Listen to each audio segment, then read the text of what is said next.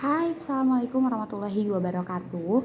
Hari ini kita mau belajar tentang 5 tensi sekaligus dengan caranya yang sangat mudah sekali. Pertama, kamu harus tahu dulu yaitu jenis-jenis regular dan irregular verb. Well, kalau kita ngomongin yang namanya regular verb, judulnya aja regular berarti seragam, berarti sama.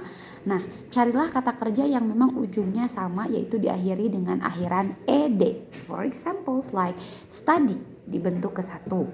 Bentuk keduanya dia berubah menjadi studied. Bentuk ketiganya dia juga berubah menjadi studied. Berarti ada penambahan ed yang sama. Itulah yang dimaksud dengan regular verb. Berikutnya lagi ada invite, invited, invited.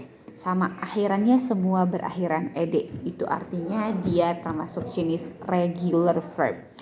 Berikutnya kita punya lawannya dari regular verb adalah irregular verb atau kata kerja yang tidak seragam. Artinya dia sudah punya pola sendiri. Seperti apa? Eat, ate, eaten. Drink, drank, drunk. Fly, flew, flown. Contohnya seperti itu. Nah, kita di sini harus memahami, langkah berikutnya adalah memahami jenis bentuk ke-1, bentuk kedua dan bentuk ketiga beserta fungsinya. Bentuk ke-1 biasanya digunakan untuk menyatakan kegiatan yang selalu berulang, apakah itu setiap hari atau setiap minggu secara berkala. Contoh, makan adalah aktivitas yang sering kita lakukan dan berulang, maka kita akan memilih bentuk yang pertama, I eat every day. Berikutnya, kalau bentuk yang kedua, berarti kejadian tersebut itu sudah terlewat dan tidak ada lagi dampaknya dengan situasi saat ini. Misalnya,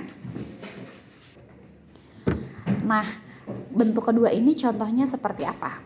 Kayak gini nih misalnya, I felt down yesterday. Nah, ketika kita menyatakan jatuh, tapi jatuhnya pakai verb kedua, itu artinya jatuhnya tuh udah gak ada lukanya, jatuhnya itu udah sembuh dan gak ada bekasnya sama sekali. Itu namanya adalah past tense. Dan kalau kita pilih bentukan yang ketiga, mau tidak mau, suka tidak suka, kita harus menambahkan kata pendamping atau disebutnya auxiliary berupa have atau berupa has.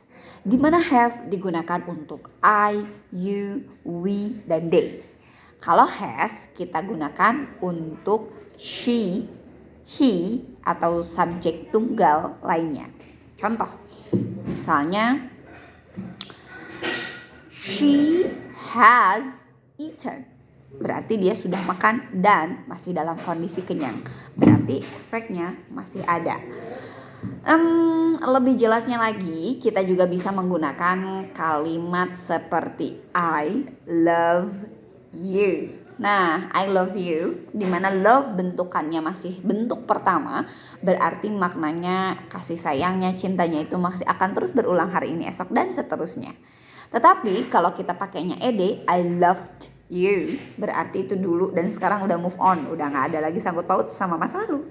Tapi kalau misalnya kita pakainya have, I have loved you, berarti pernah dan masih ada sisa sedikit, artinya belum move on gitu. Well, di antara 3 tenses ini gimana? Kira-kira cukup dipahami ya? Nah, tetapi selain present tense, past tense, dan perfect tense, kita juga punya satu lagi, yaitu adalah future tense. Di mana future tense ini merupakan tenses yang menyatakan atau kalimat yang menyatakan kegiatan, kejadian yang akan kita lakukan. Baru saja niat gitu. Tetapi ada yang planned dan unplanned. Ada yang direncanakan dan ada yang tidak direncanakan. Kalau direncanakan, you have to say I am gonna eat today. Berarti dia udah niat, udah rencana, udah prepare segala sesuatunya untuk makan. Maka bagaimana kalimatnya? Gunakan I'm gonna atau I am going to. Tetapi kalau kita menggunakan kalimat dengan kata will, berarti tidak direncanakan. Misalnya tiba-tiba ada telepon dan harus pergi, so you can say I will go to your home now gitu. Gitu ya, 4 tenses gitu yang memang biasa banget kita butuhkan dalam kehidupan sehari-hari yang pasti digunakan dalam bahasa Inggris. Yang penting kata kuncinya kita tahu dulu ada regular verb, ada irregular verb. Masing-masing punya bentukan ke-1, kedua, dan ketiga. Di mana bentuk ke-1 digunakan untuk present tense, bentuk kedua digunakan untuk past tense, bentuk ketiga kita gunakan untuk perfect tense, dan bentuk ke-1 juga bisa digunakan oleh future tense, hanya didampingi oleh will atau I am going to. Gimana? Sampai sini sudah bisa dipahami ya? Terus gimana jadinya kalau non-verb atau kata sifat? Gimana ya? Baik, kalau kata sifat pada dasarnya kan mempunyai jembatan yaitu to be ya, atau disebut juga masih auxiliary. Bentukannya ada are, ada am, ada is. Are digunakan untuk subjek yang jamak atau lebih dari satu, kayak misalnya we are. Terus juga am digunakan hanya untuk I, dan is digunakan untuk subjek tunggal seperti she, he, dan it juga subjek tunggal jenis lainnya. Nah, karena ini judulnya non-verb, maka si subjeknya saja yang berubah. Are, am, is itu merupakan bentuk pertama. Tetapi bentuk keduanya dari am dan is itu berubah menjadi was.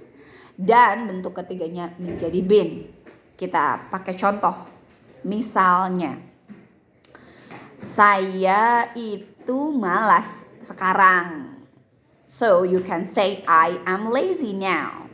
Tapi kalau dulu dia malas dan sekarang sudah rajin, so you can say I was lazy. Meskipun tidak ada keterangan waktu masa lalunya, tetapi ketika kita menggunakan was, maka itu artinya sifat itu hanya berlaku di masa lalunya dia dan sekarang sudah berubah. Kemudian kalau kita pakainya yang perfect tense, di mana kita akan bilang I have been lazy. Dia sudah pernah malas. Dia tahu efek dari malas, tapi sekarang juga masih ada sedikit, hanya mungkin 10 atau beberapa persen saja. Nah, bagaimana dengan she, he, dan it atau subjek tunggal? Sama. Dia juga misalnya she is lazy, dia berubah menjadi she was lazy dan she has been lazy. Tetapi kalau misalnya pakainya are, berarti we are lazy. We were lazy and we have been lazy. Seperti itu kurang lebih ya. Gimana? Sudah cukup jelas? Jadi kalau untuk yang non-verb yang berubah dari bentuk ke-1, kedua, dan ketiganya itu hanya berupa are and is, lalu berubah menjadi was dan were, lalu have been atau has been. Itu saja yang berubah. Tidak ada perubahan lain atau kata sifatnya jadi berubah, enggak ya. Berikutnya lagi, coba tolong terjemahkan kalimat ini sama kamu. Kira-kira pakainya bentuk ke-1, kedua, atau ketiga? Boleh langsung nanti cantumkan di komen aja ya. Saya dulu adalah anak sekolah yang cukup malas. Tapi sekarang saya sudah rajin. Nah, gimana coba? Apakah perlu diterjemahkan kata per kata atau cukup kalimatnya aja? Yang penting maknanya sudah mewakili kalimat yang tadi. Komen ya. Thank you so much. See you. Jangan lupa subscribe.